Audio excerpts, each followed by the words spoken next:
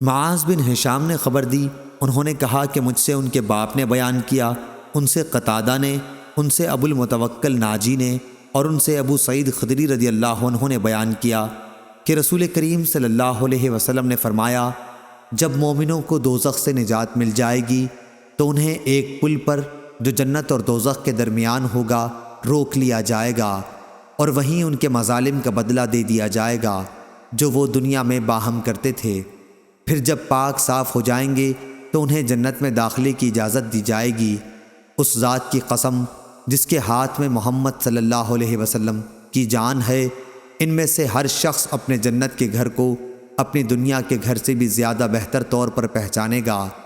یونس بن محمد نے بیان کیا کہ ہم سے شیبان نے بیان کیا، ان سے قتادہ نے، اور ان سے ابو المتوکل نے بیان کیا۔ صحیح بخاری حدیث نمبر 2440۔